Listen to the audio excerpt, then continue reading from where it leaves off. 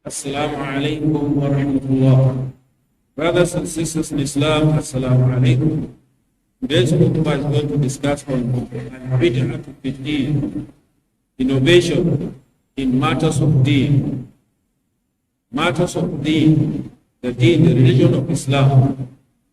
Wa manhaju salaf al-mubtadi', and how the pious predecessors, counter the mubtadi'een, like those that create and innovate, the innovators in matters of deen. Now we were discussing on the deen of Islam, not just the worldly affairs. We can create and innovate things that happen with the world. But as regards Islam, the premise is that you must wait for the order of Allah subhanahu wa ta'ala or His Messenger. Brothers and faith, bid'ah in matters of deen is something that has been created or innovated, and it's opposing the acts and deeds of the Prophet and his companions. This is haram. It's haram. But scholars say the premise as regards matters of deen is at tawakkuf. You have to stand still, wait for orders. Do not initiate anything in the matters of deen. Do not initiate, however, who you think of it. That's your own understanding, but it's not the understanding of Allah or His Prophet. And Allah's way is the best way. It's the way that is going to lead you to Jannah. Any other way, contrary to what Allah subhanahu wa ta'ala has prescribed, is going to lead you to hell. The Prophet sallallahu alaihi wasallam said in a hadith narrated by Bukhari and Muslim, "Man ahdatha fi amrina hada ma laysa minhu fahuwa radd." Whoever innovates in matters of our deen, this deen that is not originally in the deen, is rejected. And in another narration, the Prophet ﷺ said, "Man amila amalan laysa alayhi amruna fahuwa radd." Whoever did any deed that has no permission of our permission, that it has none of our permission, is rejected. You have to wait for Allah or His Prophet's permission before you act. That's deed. Don't just say, but is la ilaha illallah, isn't la ilaha illallah good? Isn't subhanallah good? But is that the way the Prophet ﷺ taught us? That's the big question. Can you find any reference from the Quran or Sunnah, authentic Sunnah of the Prophet ﷺ as regards this act you are doing? Ask yourself this question. This is the only question that will lead you to Jannah. Is there any order, any directive from Allah that I should do this act of ibadah or His Prophet sallallahu alaihi wasallam? If yes, go ahead and continue. If otherwise, my brother, my sister, you better stop and do what the Prophet sallallahu alaihi wasallam taught us. Brothers and sisters in faith, know that there are some, causes of bid'ah, innovation. Number one, al-jahlu bid-deen, lack ignorance in deen, lack of knowledge, lack of understanding of the deen of Islam. If you lack the understanding of Sharia, definitely you're going to create things and think that they are the best. And alas, they are contrary to what Allah subhanahu wa ta'ala wants. That's possible. Second point, scholars say,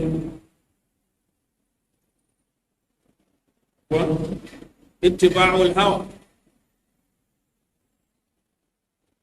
Just following your wishes, your whims, what your heart desires. If you always follow your heart's desire, then definitely you're going to fall into innovation. Allah is saying in the Quran,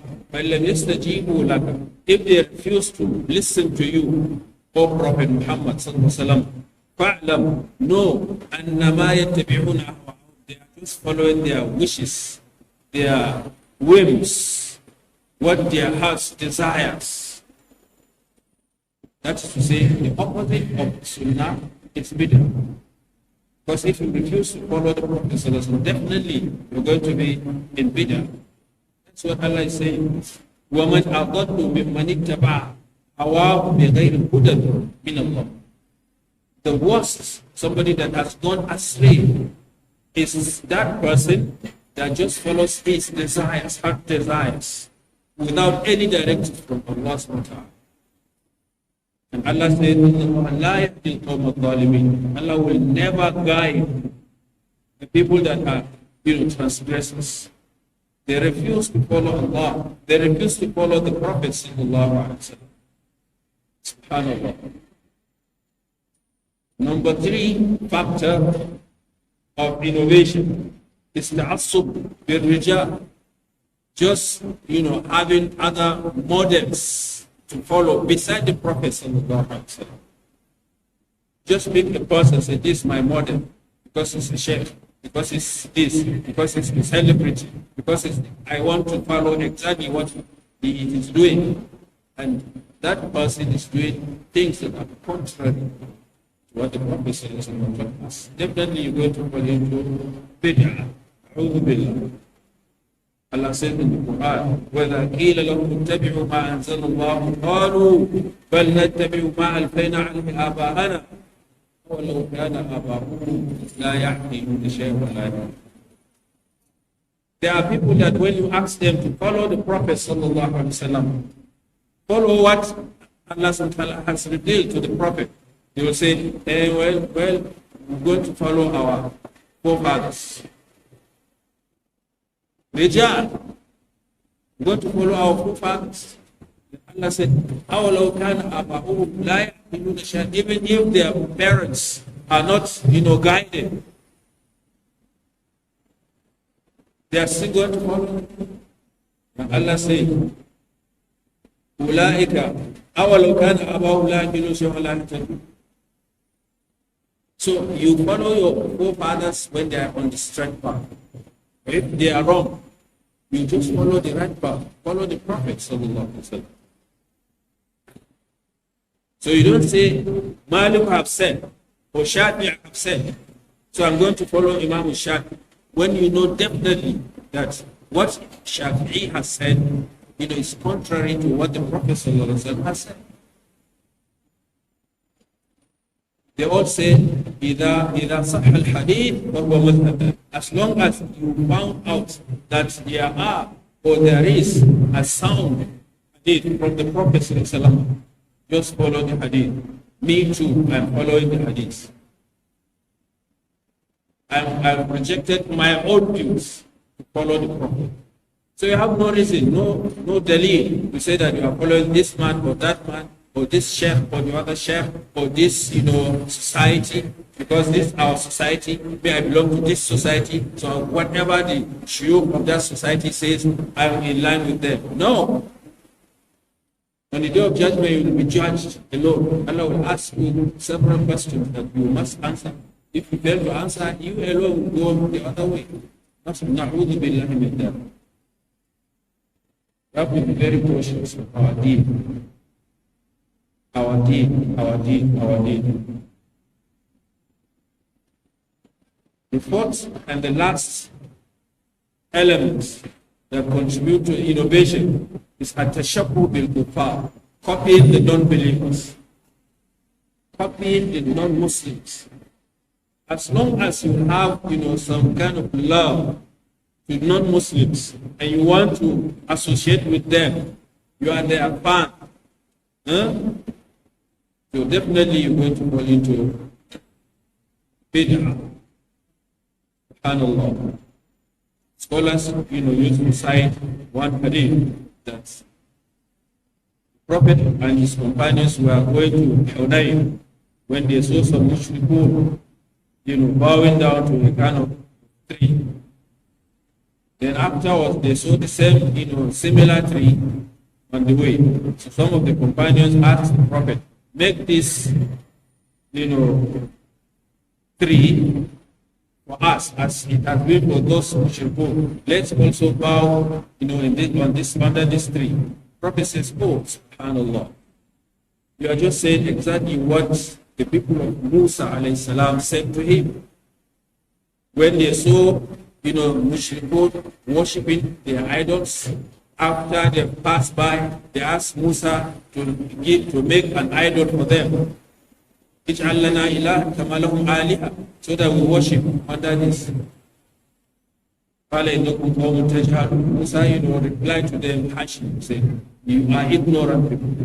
Just now that Allah saved you from Pharaoh, people, and even killed Pharaoh, drowned Pharaoh before you, just to please you. Now you want to return, that good thing you did with bad.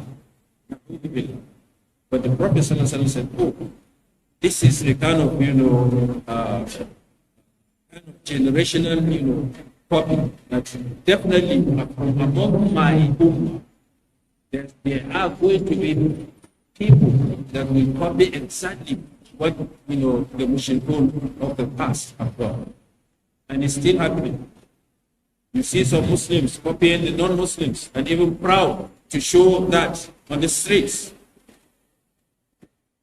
Brothers and sisters in Islam, know that bid'ah is haram. We should not copy anyone but the Prophet sallallahu alaihi wasallam. The Prophet said, you have a very good model in the personality of the Prophet sallallahu alaihi wasallam. Anyone that wants to meet Allah subhanahu wa ta'ala on the day of judgment, peacefully, happily. If you don't want to meet Allah in peace, then you copy others, not the Prophet.